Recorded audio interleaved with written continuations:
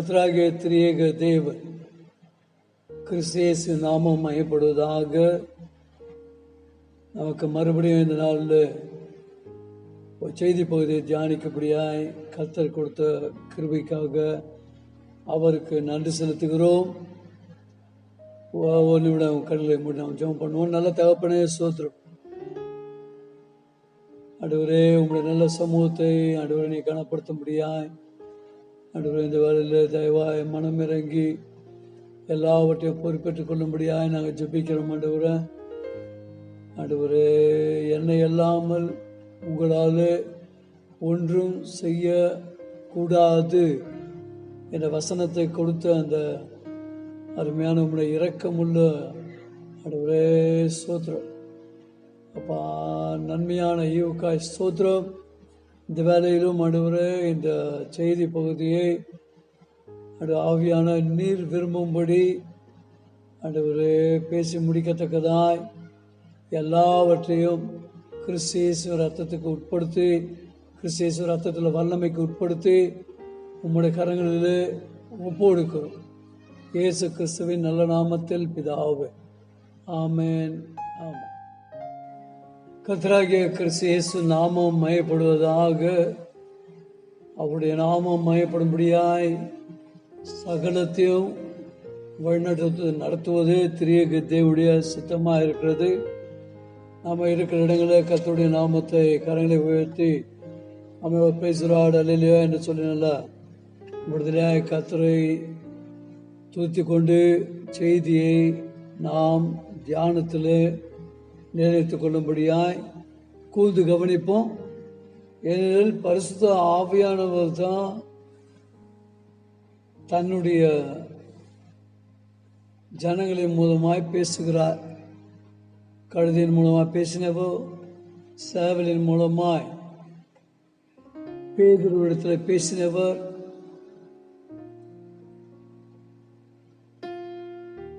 அவர் தன்னுடைய கருத்துக்களை, தன்னுடைய வசனத்தை தன்னாலே தெரிந்து கொள்ளப்பட்ட பாத்திரங்களின் மூலமாய் சத்தியத்தை அறிவிக்க வல்லவராய் இருக்கிறார். அவருக்கே துதி கன மகிமையை நாம் எப்பொழுதும் செலுத்துகிறோம். ஆமென். இந்த வேளையில் நாம் தெரிந்து கொண்ட வசனம், முக்கியமான வசனம், பவுலின் மூலமாய் தீத்துவுக்கு எழுதப்பட்ட நிருபம். தீத்துவுக்கு எழுதின நிருபம் 2வது அதிகாரம் 1 வசனத்தில் இப்படியாக வாசிக்கிறோம். நீயோ ஆரோக்கியமான உபதேசத்துக்கு ஏற்றவைகளை பேசு. அதே போல 8வது வசனத்தில் கடைசியிலே வாசிக்கிறோம். குற்றம் பிடிக்கப்படாதபடி ஆரோக்கியமான வசனத்தை பேசுகிறவனாய் இருப்பாயாக. ரொம்ப ஆச்சரியமான ஒரு காரியம். இந்த தீத்து நிருபத்தை ஆராய்ச்சி பார்க்கும்போது பவுல் 5 முறை எழுதுகிறார் இந்த ஆரோக்கியமான உபதேசம் என்ற ஒரு காரியத்தை குறித்து. ஆரோக்கியம்னா என்ன? Total health. பகுதி ஆரோக்கியம் அது மாதிரிலாம் கிடையாது.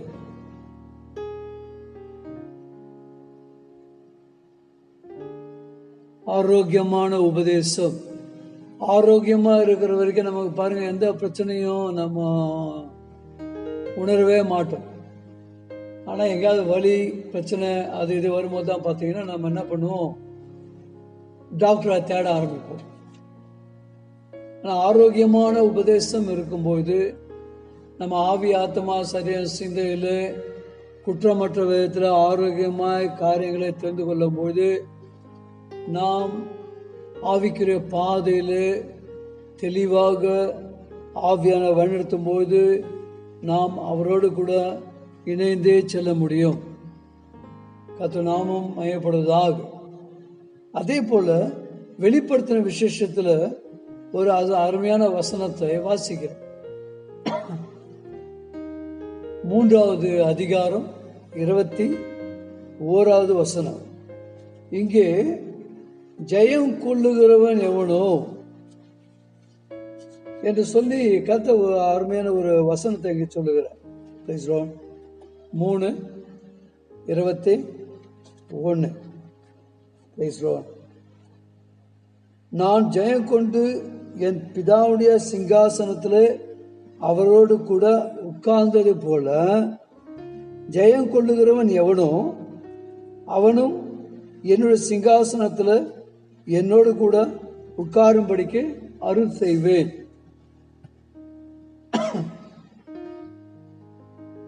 அதிகாரமுள்ள நித்தியமான அவருடைய தரிசனத்தை குறித்து இங்கே பேசுகிறார். இது பரிசுத்த ஆவியானவராலே எழுதப்பட்ட புஸ்தகம். ஆவிக்கிற விதத்தில் மறுபடியும் மறுபடியும் மறுபடியும் எத்தனையோ வருஷங்களாக வாசிக்கிறவர்கள், பல நூற்றாண்டுகளாக, 2000 வருஷங்களாக அல்லது 3000 4000 வருஷங்களாக யூதேயா,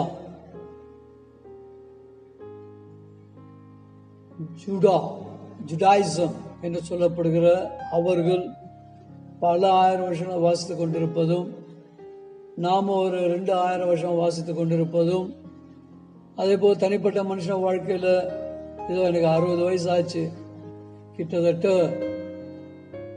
வருஷத்துக்கு ஒரு முறைன்னு பார்த்தா கூட 40 முறை வாசித்தாகிவிட்டது. கர்த்தர் கிருபை செய்து கொண்டிருக்கிறார். ஆனபடினால நமக்கு நல்லாவே தெரியும், நல்லா உணர்ந்து கொள்ள முடியும். வாசிக்கும் பொழுது இது ஒரு நபரால் எழுதப்பட்டது என்பது. அருமையாய் கர்த்தரை மயப்படுத்தும்படியாய் பரிசுத்த ஆவியானவர் 40 வேறு வேறு சமயத்தில் வாழ்ந்த மனுஷன் மூலமாய் 1600 வருஷ காலத்தில் எழுதப்பட்டிருந்தாலும் ஒரே நபர் எழுதினது தொடர்ந்து கருத்தாய் வாசிக்கிறவர்களால விளக்கம் இல்லாமலேயே சாதாரணமாகவே புரிந்து கொள்ள முடியும்.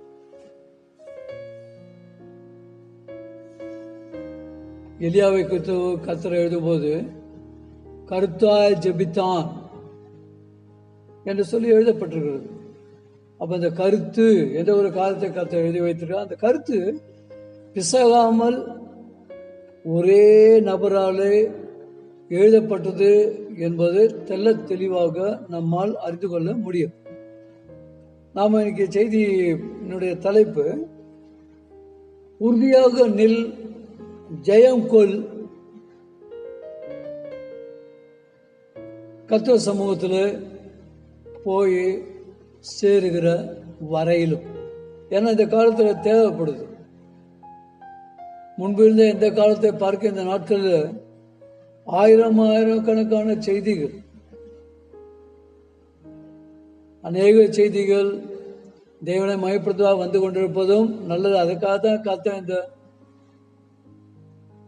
பலவிதமான எலக்ட்ரானிக் இன்ஸ்ட்ருமெண்ட்ஸ்லாம் நமக்கு ஏற்படுத்தி கொடுத்துருக்குறார். ஆனால் அதை தவறாகவும் பிரயோஜனப்படுத்தப்படுகிறது. அதனால பலவிதமான பிரச்சனைகள். ஆனால் தேவன் எதிர்பார்ப்பது இது எல்லாம் ஜீரணித்து ஆவியான ஒத்தாசையினால தெல்ல தெளிவாக வசனங்களை புரிந்து கொண்டு கர்த்தருடைய கரத்தை பிடித்து கொண்டு அவருடைய இரக்கத்தினாலும் கிருபையினாலும் வழி பிறழாதபடி, தவறாதபடி அவருடைய பாதையில் நாம் நடக்க வேண்டும், நிற்க வேண்டும் என்று சொல்லி கர்த்தர் வாஞ்சிக்கிறார். ஒரு புஸ்தகத்தை பல வருஷங்களுக்கு முன்பாக வாசித்தது ஞாபகம் வருகிறது. அந்த புஸ்தகம் எழுதப்பட்டது வாட்ச்மேன் என்ற தேவ மனுஷனால். சின்ன புஸ்தகம், ஆனால் ரொம்ப ஆசீர்வாதமான ஒரு புஸ்தகம். அதில் 3 வார்த்தை, சிட், வாக் அண்ட் ஸ்டாண்ட் என்ற தலைப்பு. கர்த்தரோடு கூட உட்காரு, நீங்க அவரோடு கூட உயர்த்தப்பட்டது உண்டானால் வேதத்தை வாசிக்க மேலான காரியங்களை, அவருடைய சமூகத்தில் மேலான காரியம் நாடுங்கள். சிட், அவர் சொல்லுகிற அந்த சாதத்தில் உட்கார்ந்த ஒரு மனுஷனாய் உன்னை நிறுத்திக்கொள். Sit and walk accordingly, let your walk of life be. அதே போல அங்கே நீ உயர்த்தப்பட்டு உட்கார வைக்கப்பட்ட உண்மையானால், அதுதான் தேவனுடைய சித்தமானால், அதுக்கேற்றபடி தரிசனம் ஏற்றுக்கொண்டு அந்த பாதையில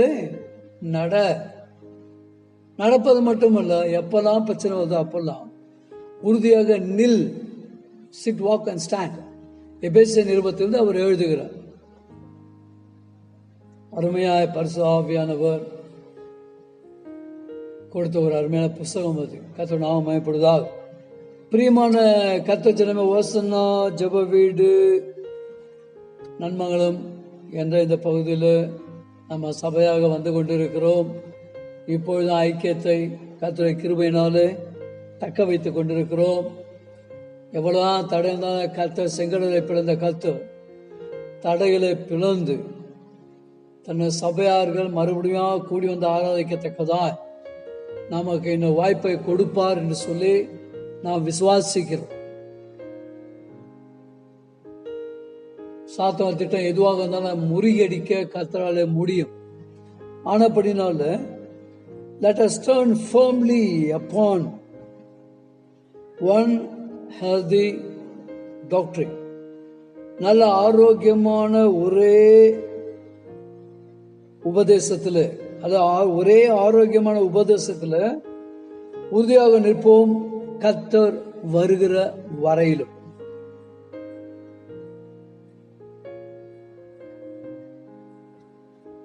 எட்டாவது வசனம், 2வது அதிகாரம், தீத்துக்கு எழுதப்பட்ட 2வது 8வது வசனத்துல நல்ல அருமையா வாசிக்கிறோம். என்னவா, குற்றம் பிடிக்கப்படாதபடியான ஆரோக்கியமான வசனத்தை போதிக்கிறவனா இருப்பாயாக.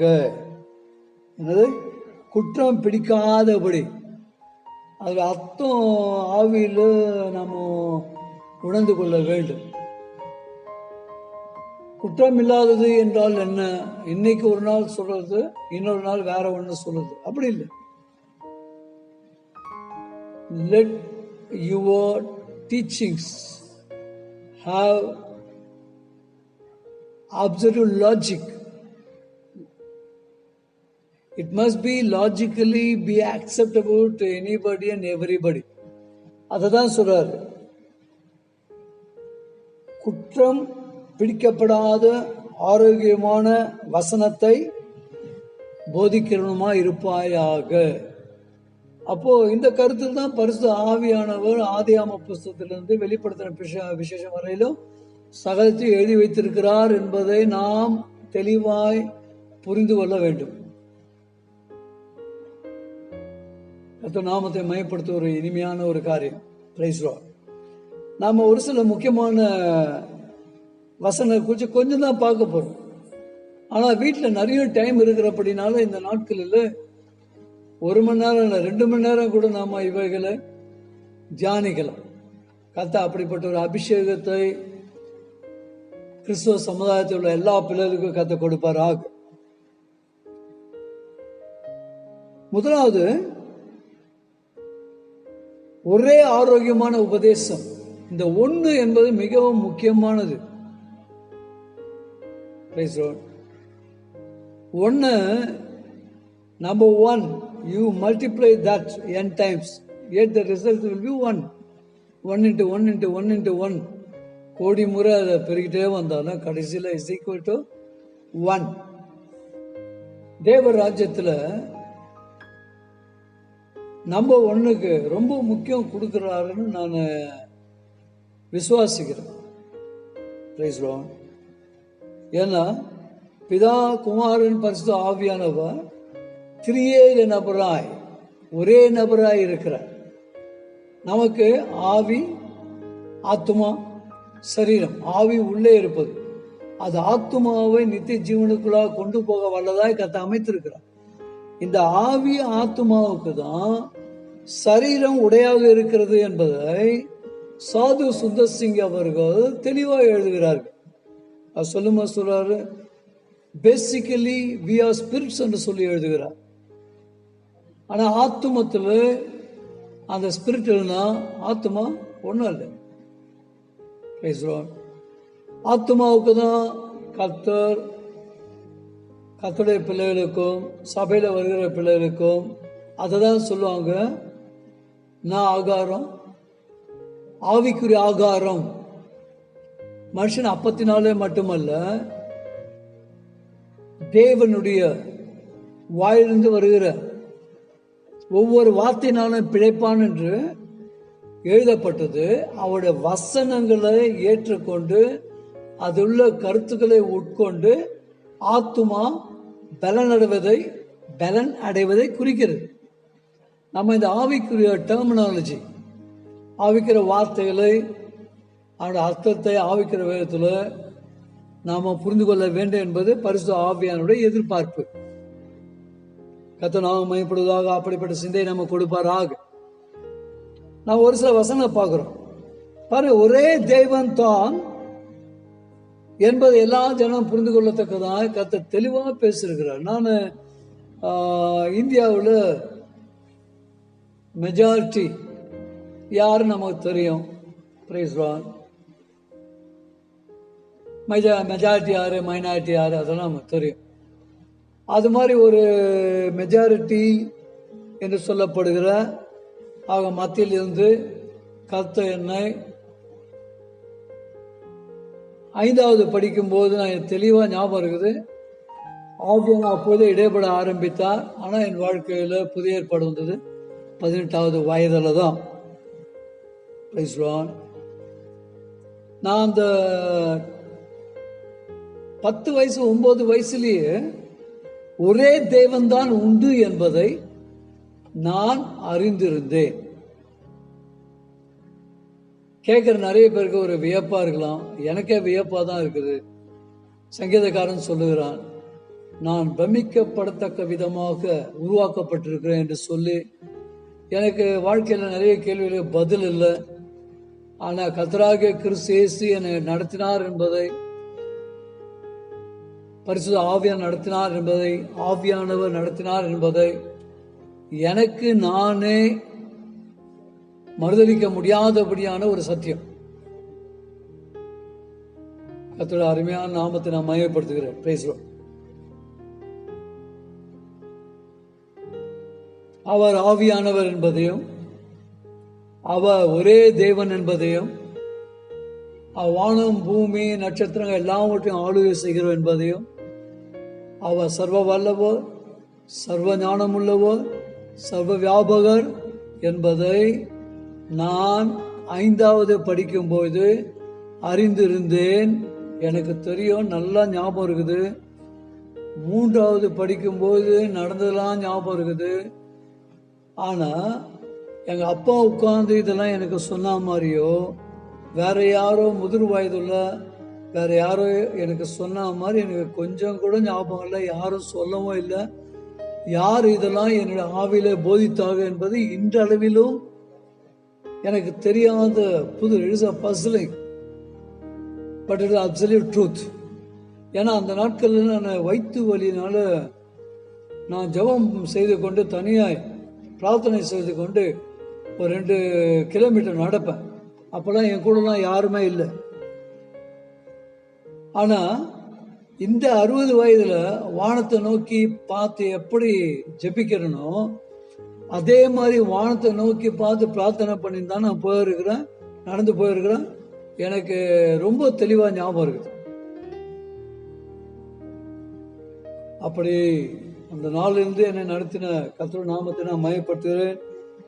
ஆமென். கர்த்தர் நாமம் மகிமைப்படுவதாக. Praise the Lord.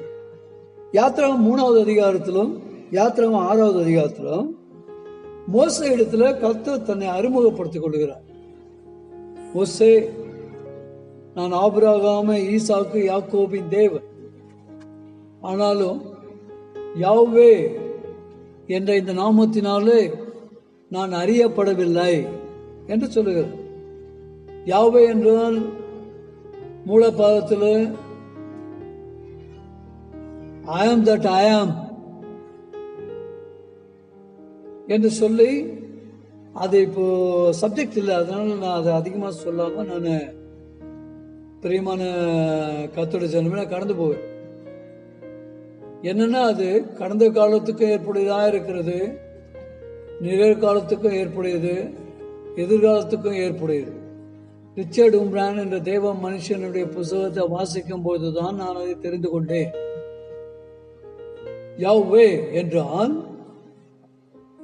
இருப்பவராக இருக்கிறவர், the person who is already in existence, the one existing creator who had been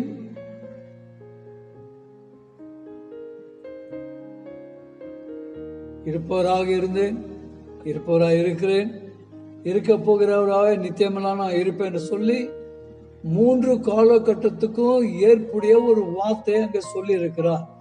யாவே என்றால் நான் இருப்பவராக இருக்கிற ஒரே தேவன் என்பது ஆழமான அது அடங்கி இருக்கிற கருத்து. ஆனபடியா ஒரே தேவன் உண்டு என்பதை எபிரேயர்கள் தெல்ல தெளிவாக அறிந்திருந்தார்கள். அவர் ஒரு சந்தேகமும் இல்லை. அநேக ராஜாக்கள் புஸ்தகம், அநேக புஸ்தகம் வாசிக்கும் போது அந்த ராஜாக்களுக்கு பிரச்சனை வரும்போது தேவனோட ஜெபம் பண்ணுவாங்க. மற்றவர் அவருடைய நாடுகளை குறித்து, தெய்வங்களை குறித்து பெருமை பாராட்டும் பொழுது இவங்க போய் ஜெபம் பண்ணுவாங்க. ஆமாண்டவரே, அவர் சொல்வது உண்மை, அவர்கள் தேவன் அவர்களுக்கு ஜெயம் கொடுத்து என்று சொல்லுகிறார்கள். ஆனால் நீர் சர்வ பூமிக்கும் தேவனாயிற்றே என்று சொல்லி the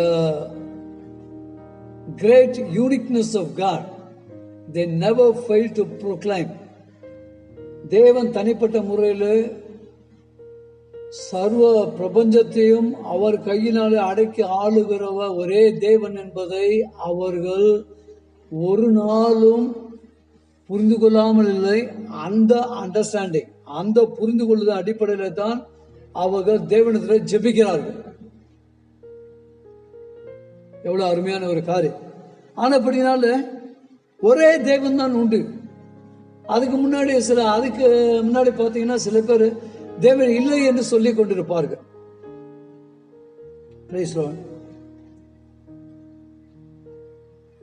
இதே புஸ்தகத்துல, தீத்து புஸ்தகத்துல ஆரோக்கியமான உபதேசம், ஆரோக்கியமான உபதேசத்துல, ஆரோக்கியம்னா என்ன?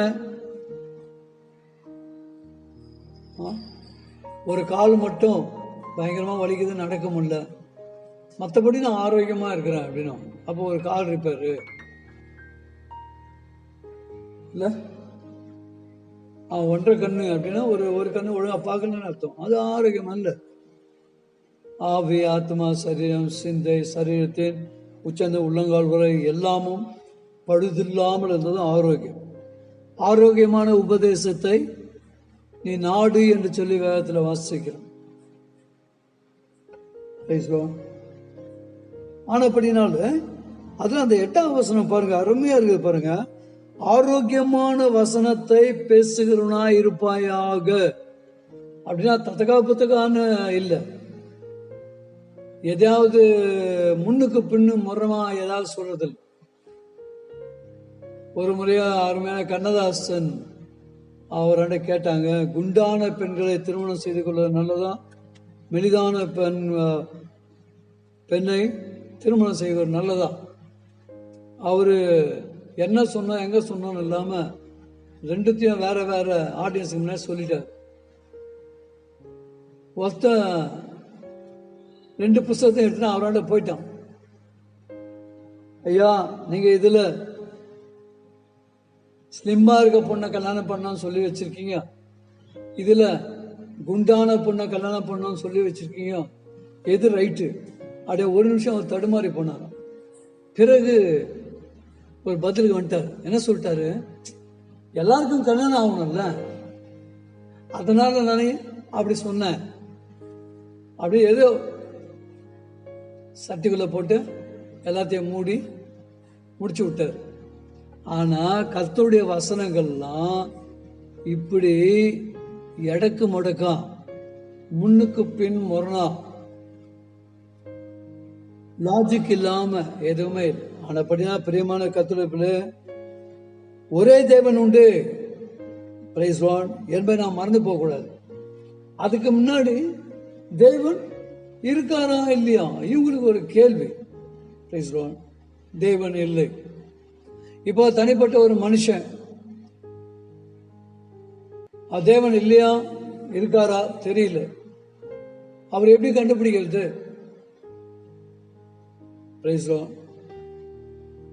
உட்கார்ந்து அவருக்கு ஒரு பயங்கரமான ஆபத்தை குறித்து சொல்றோம். சொல்லிட்டானா தேவன் ஒருத்தர் இருக்கிறாருப்பா, நீ கவலைப்படாத அப்படின்னு சொன்னா அவருடைய ஹார்ட் பீட்ஸ் எல்லாம் அமைதியாகவும் நிம்மதியா இருப்பார். அதே தெய்வமும் இல்லை, ஒரு மண்ணும் இல்லை, வர பிரச்சனையில சமாளிக்க பாரு, எல்லாம் செத்து ஒழி அப்படின்னா அந்த மனுஷன் என்ன பண்ணுவான்? வேர்த்து விறுவிறுத்து இருக்கிற ஆரோக்கியமா போய் கொஞ்சம் ஹார்ட் பலவீனமா இருந்தா பலவீனத்தை ஹார்ட் வெடிச்சு செத்து போயிடுவோம். ஆரோக்கியமான உபதேசம், எந்த உபதேசத்தை ஏத்துக்கனா நமக்கு அமைதி வருமோ, சமாதானம் வருமோ, அப்படிதான் தேவன் அமைத்து வைத்திருக்கிறார். ஆனபடினால தேவன் இல்லை என்று சொல்லும் பொழுது வருகிற அந்த பிரச்சனை, இந்த கேள்விக்கெல்லாம் பார்த்தீங்கன்னா நானே யோசிச்சு பார்த்துருக்கேன், பைத்தியம் பிடிச்ச மாதிரி ஆயிடும். கர்த்தராகிய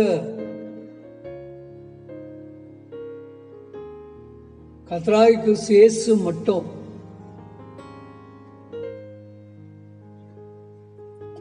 கர்த்தராகிய கிறிஸ்து இயேசு ஜீவனுள்ள தேவன்.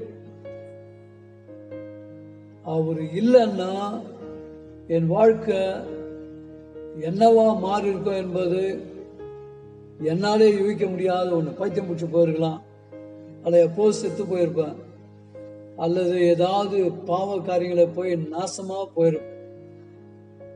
என்னுடைய பெயர் சிவகுமார் என்பது பின்னாட்கள்ல சாலமன் சிவகுமார் என்று சொல்லி ஒரு பெயர் என் வாழ்க்கையில வாய்த்தது. ஆனப்படியா பிரியமான கர்த்தருக்குள்ள நான் இந்த நிலைக்கு வரதுக்கு காரணமே எனக்கு ஒரு தேவன் உண்டு என்பதை நான் சிறுவனா இருந்த போதே கர்த்தர் எனக்கு போதித்து வந்தார். இந்த சில நாடுகளில் பார்த்தீங்கன்னா பெண் தேவதைகள்லாம் உண்டு. நான் ஒரு பெண் தேவதையும் நான் ஏற்றுக்கொண்டதில்லை. இன்னும் வித்தியாசமான என்னென்னவோ உண்டு. நாம என்ன குறித்து பேசுகிறேன், அது சின்ன வயதுல எனக்கு யார் போதிச்சாங்கன்னு தெரியாது. ஆனா சரியான காரியங்களே ஒரு கூட இருந்து போதித்து கொண்டே வந்ததை என்னால காண முடிகிறது. ஏன்னா நான் 10-12 முறை செத்து போயிடுறேன். ஒவ்வொரு முறையும் அதிசயமாய் நான் தப்பு வைக்கப்பட்டு, எங்க கூட்டு குடும்பத்தில் எல்லாருக்குமே அது தெரியும். கர்த்தர் நாமம் மகிமைப்படுவதாக. ஆனபடினால இஸ்ரவேலே கேள், உன் தேவன் கர்த்தர் ஒருவரே தேவன் என்று சொல்லி 10 கட்டளை முதல் கட்டளை. அந்த கட்டளைக்காக யாரெல்லாம் ரொம்ப சந்தோஷப்பட்டு கர்த்தரை போனாலும் தெரியாது எனக்கு எவ்வளோ நிம்மதி.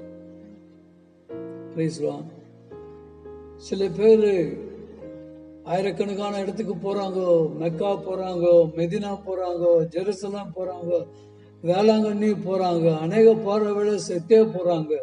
சில பேர் வழி தெரியாம எங்கேயோ போய் மென்டல் ஹாஸ்பிட்டல் போய் பைத்தியமா போறாங்க, நரகத்துக்கும் போறாங்க. ஆனா கர்த்தர் அப்படி இல்லாதபடி என்னை தப்பு வைத்தார். எனக்கு முதல் கேள்வி 10 கட்ட முதலாவது, இஸ்ரவேலே கேள், உன் தேவனாய கர்த்தர் ஒருவரே தேவன், என்னை தவிர உனக்கு வேறு தேவர்கள் உண்டாயிருக்க வேண்டாம். ஆனா ஒரே தேவன் என்பது ஒரு ஆரோக்கியமான உபதேசம், ஆரோக்கியமான வசனத்தின் பாதையிலே நாம் முதல் படி எடுத்து வைப்பதற்கு ஆசீர்வாதமான ஒரு முதல் படியாய் அமைகிறது. ஆசீர்வாதமான முதல் படி. அநேக கிறிஸ்தவ சமுதாயத்துல கூட நமக்கு தெரியும், நாம கிறிஸ்தவ சமுதாயத்துக்கு பின்னாடி போல, நாம கிறிஸ்தவர்கள் என்ற பெயரில் ரொம்ப சந்தோஷப்பட்டுக்கல. நாம கர்த்தர் தன்னை தம்முடைய சிஷ்யர்களாய் தெரிந்து கொண்டார். புத்திர ஸ்வீகாரத்தை ஆவியை நமக்கு கொடுத்திருக்கிறான்னு சொல்லி நிருபங்களை வாசிக்கிறோம். அப்பா பிதாவை என்று கூப்பிட புத்திர ஸ்வீகாரத்தின் ஆவி. கர்த்தருடைய பிள்ளைகளாக இருக்கிறோம். கர்த்தராய கிறிஸ்து அண்ணல் மூத்தவர் என்று சொல்லப்பட்டிருக்கிறது.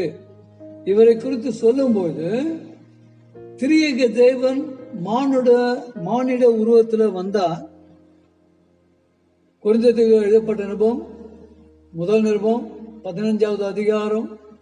அதை வாசிக்கும் போது பாத்தீங்கன்னா என்ன பண்ணுவாராம், எல்லாவற்றையும் பிதாவுடைய சித்தப்படியாய் செய்து முடித்த பிறகு எல்லாவற்றையும் பிதாவுடைய பாதத்துல ஒப்பு கொடுத்து குமாரனாகிய தானும் பிதாவுக்கு தன்னை ஒப்பு கொடுத்து அவரோடு கூட இருப்பார்.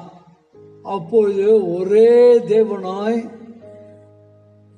தெல்ல தெளிவாக அவர் அறியப்படுவார் என்பதை குறித்து அந்த 15வது அதிகாரம், உனக்கு வந்து 15வது அதிகாரத்தில் வாசிக்க.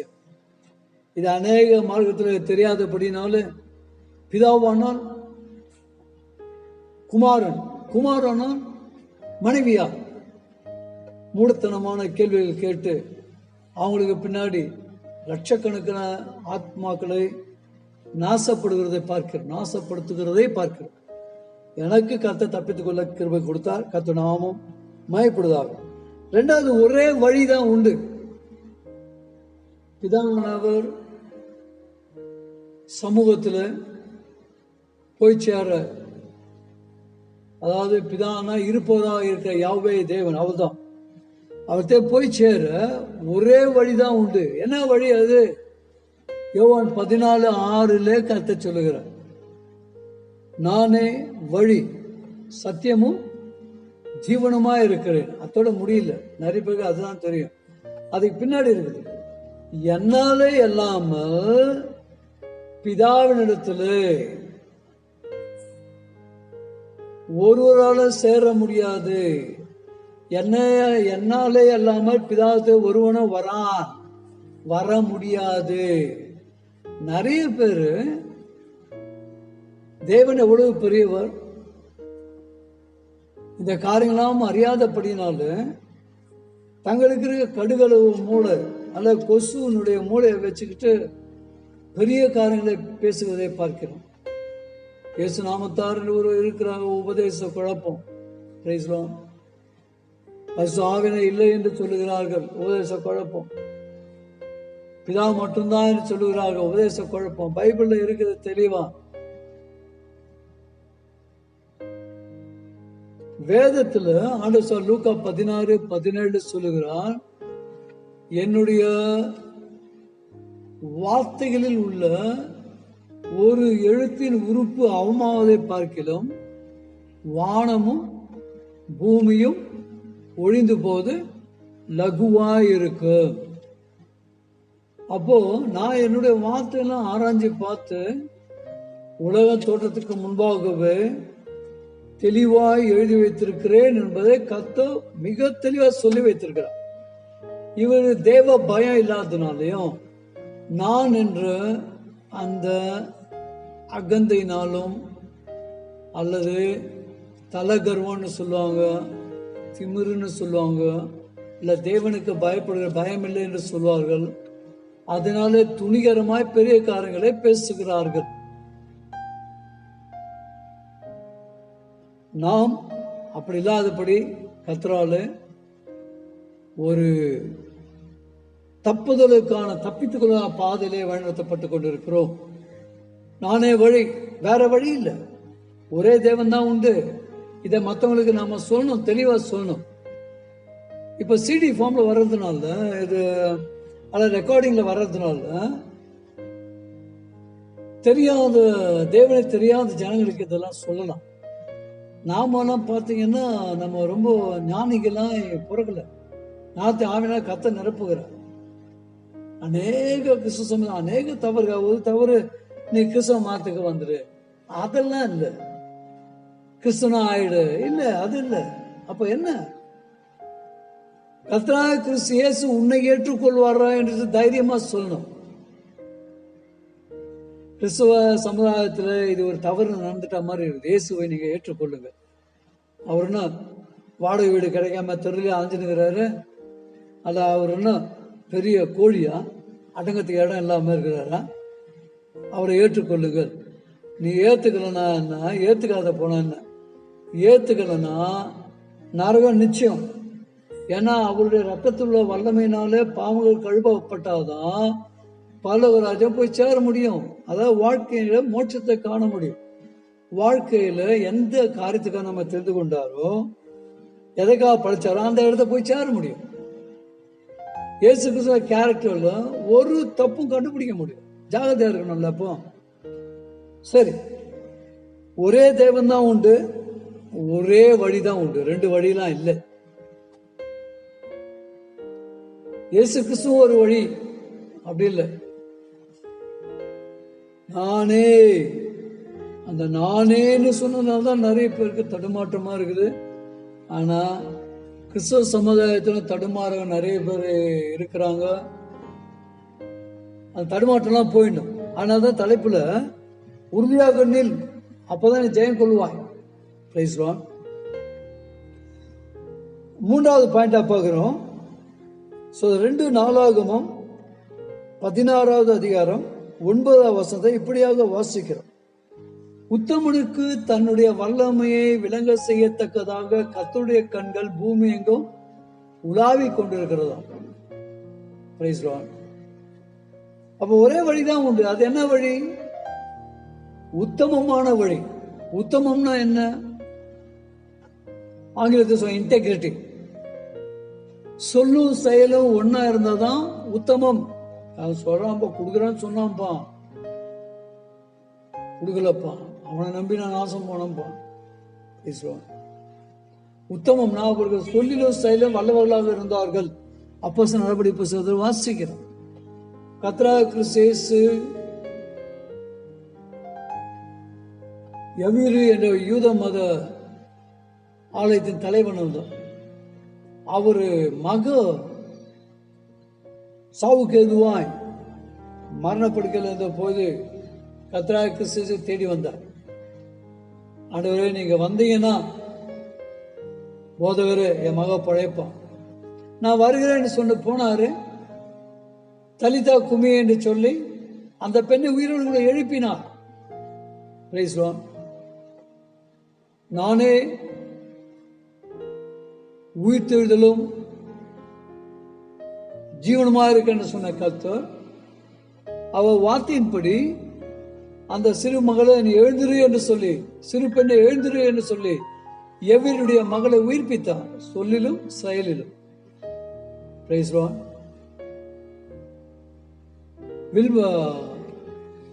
விகிசுவத்தின் ஊழியக்காரர் 23 பிணங்களை, அவர் சாதாரண பிளம்பிங் வேலை செய்யறவர், மரித்து போன 23 பேரை அவர் உயிரோடு கூட எழுப்பினார்.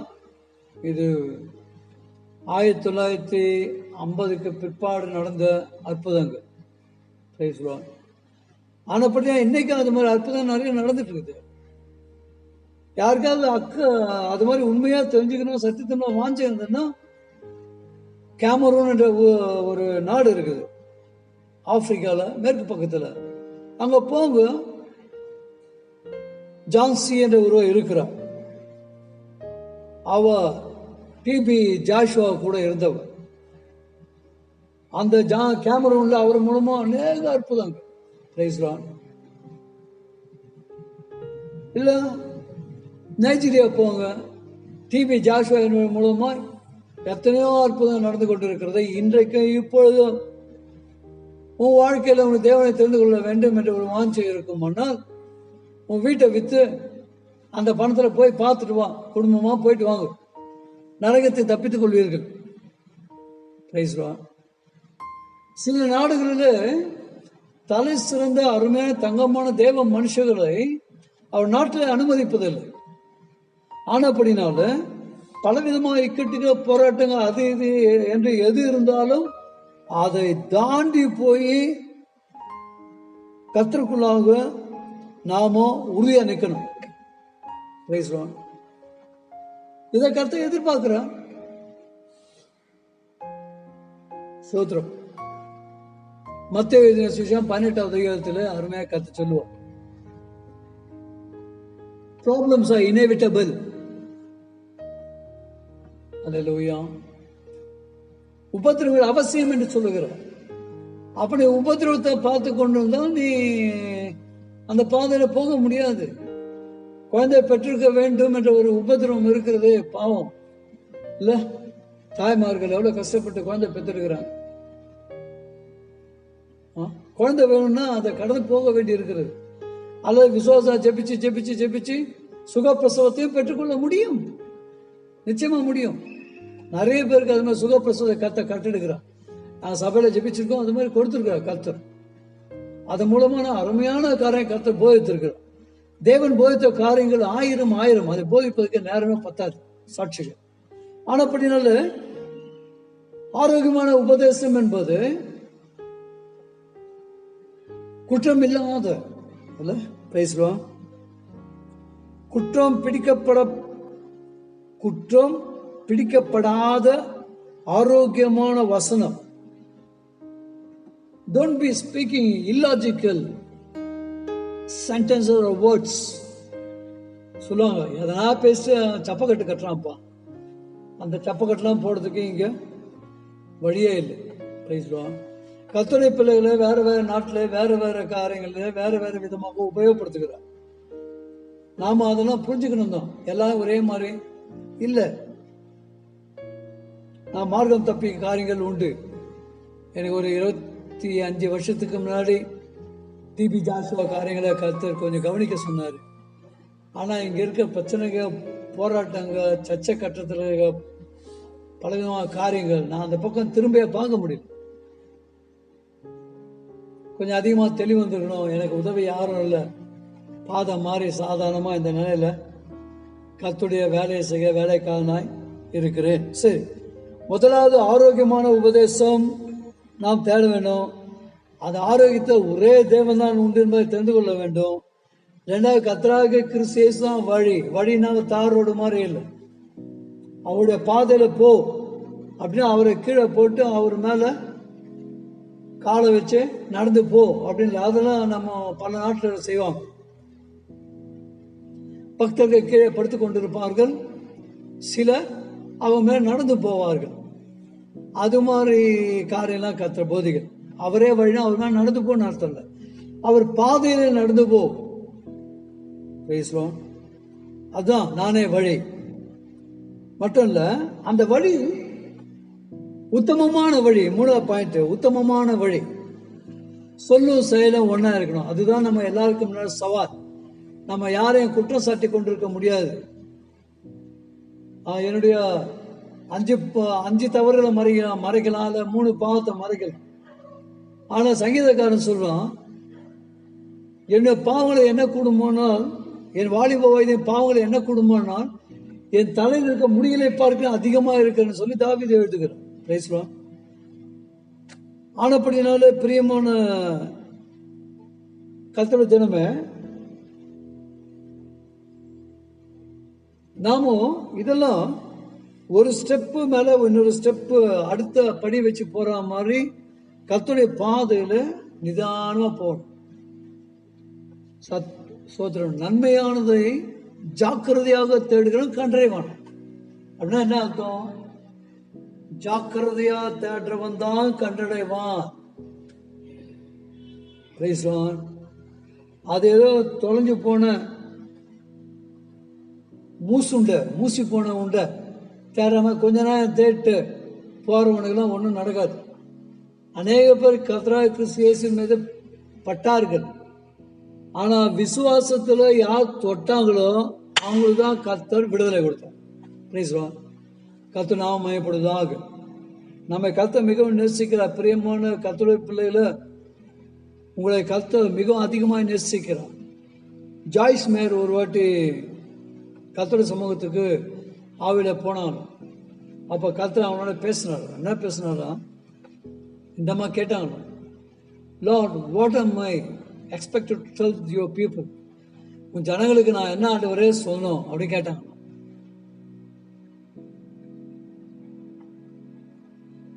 அப்போ கர்த்தர் சொன்னாராம், tell them I love them. Praise God. நான் அவர்களை நேசிக்கிறேன் என்பதை அவளுக்கு சொல். கர்த்தர் நேசம் என்பது அது அகாப்பே அன்பு, சுயநலத்தினாலே கரைபடா அன்பு.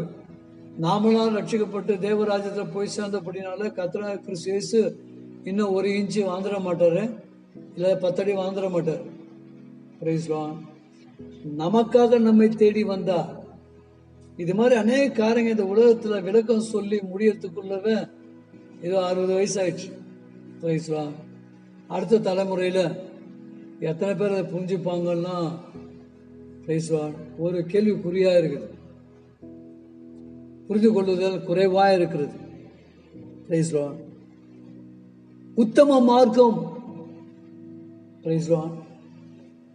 கர்த்தர் தெளிவாய் சொல்றார், உத்தமனுக்கு தன்னுடைய வல்லமை விளங்க செய்யத்தக்கதாய். Price Lord. சங்கீதம் 15 பாத்தீங்கன்னா கடன் வாங்கணும்னா அதை கடன் ஒழுங்கா கொடுக்குறாங்க அப்படி சொல்றாரு. Price Lord. ஆனப்படியா பிரியமான கர்த்தருடைய ஸ்தோத்திரம். உத்தம பாதை நாம் விட முடியாது, இதுதான் ஒரே பாதை. Praise Lord. அடுத்தது நாம இந்த உத்தமம், பரிசுத்தம், நீதி இதெல்லாம் எப்படி பெற்றுக்கொள்ள முடியும்? மனுஷனுடைய கற்பனைக்கு அப்பாற்பட்ட காரியத்தை எப்படி பெற்றுக்கொள்ள முடியும் என்றால் விசுவாசம் என்பதை ஒன்றை வைத்திருக்கிறோம். விசுவாசத்தினாலே தான் நாம் பரிசுத்தத்தை பெற்றுக்கொள்ள முடியும். விசுவாசத்தினால்தான் கர்த்தர் நீதியை நமதாக்கி கொள்ள முடியும். Praise God. Positionally, God has given us total victory and total holiness and total righteousness.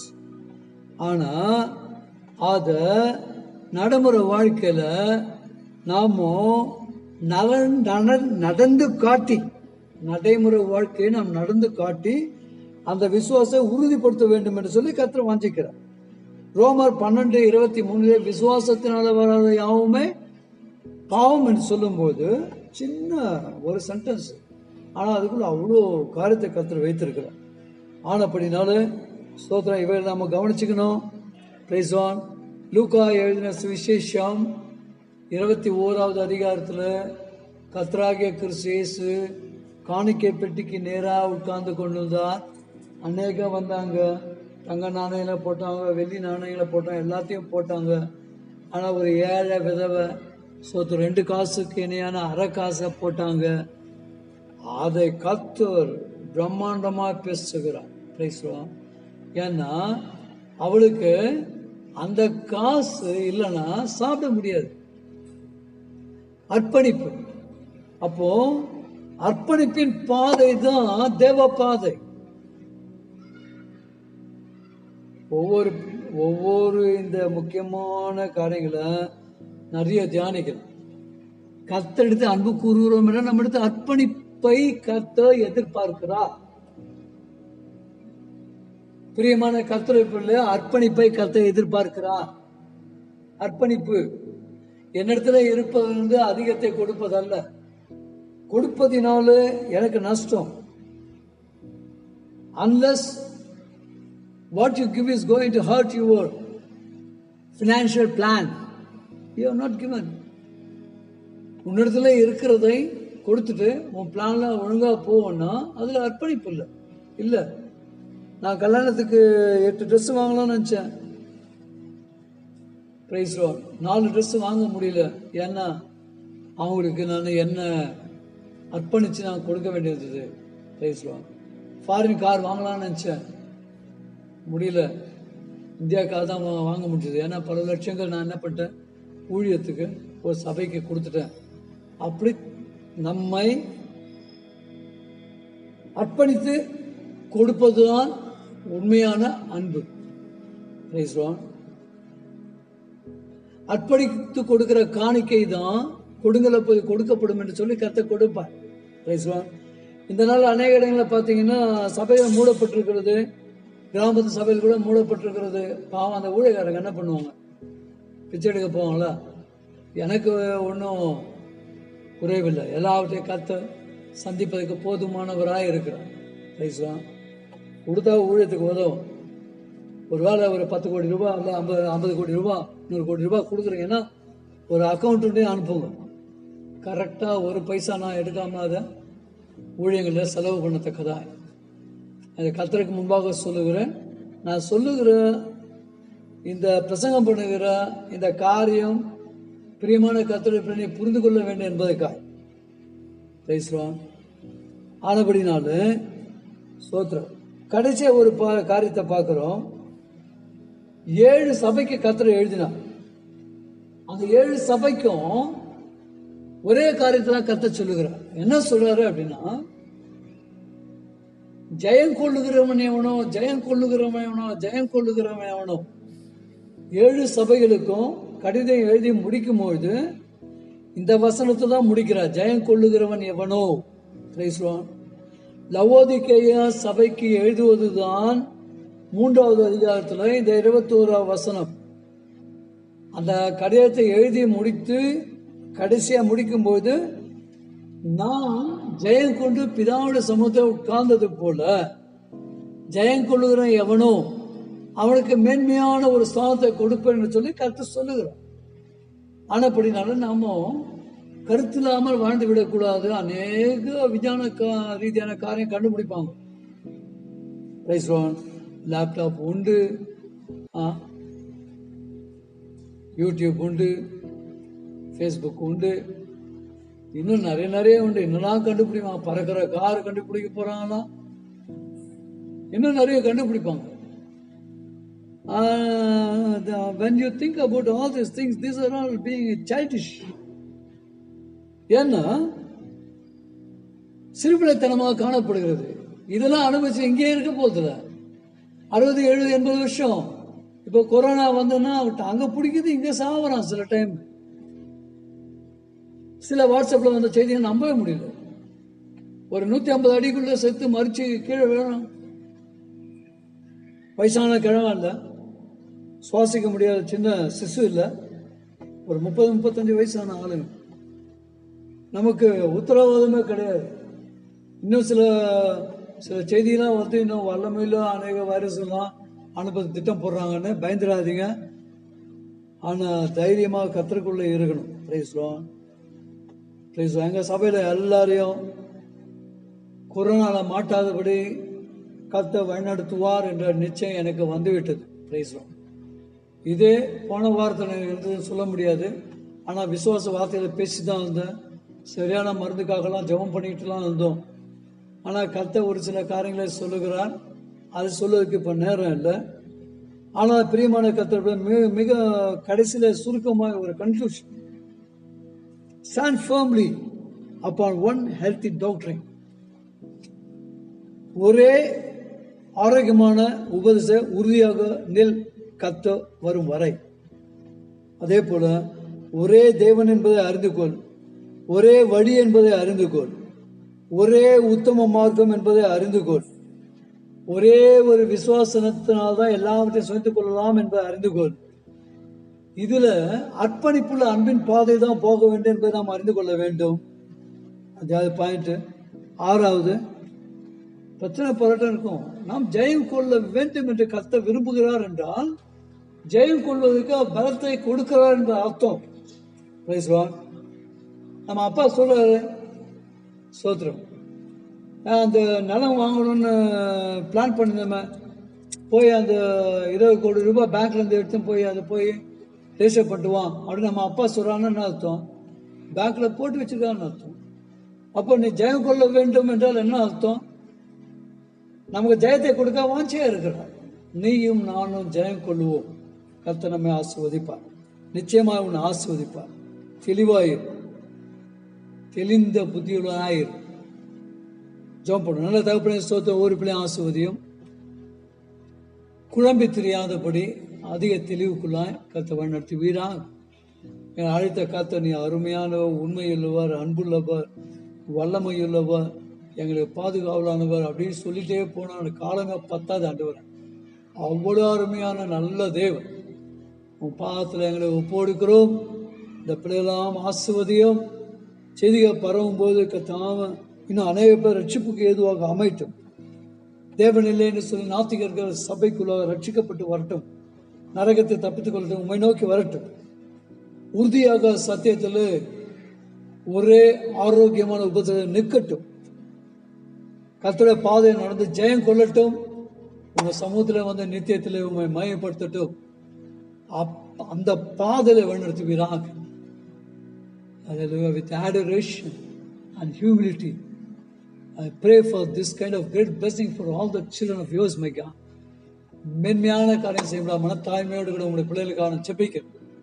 தொடர்ந்து உன் பாதத்தில் எங்களை ஒப்புக்கொடுக்கிறோம். இயேசு கிறிஸ்துவின் நல்ல நாமத்தில் பிதாவே, ஆமென், ஆமென். என் ஆத்துமாவே கர்த்தரை ஸ்தோத்திரி, என் முழுமே பரிசுநாமத்தை ஸ்தோத்திரி. என் ஆத்துமாவே கர்த்தரை ஸ்தோத்திரி. கர்த்தர் செய்த சகல உபகாரம் மறவாதே. ஆமென், ஆமென்.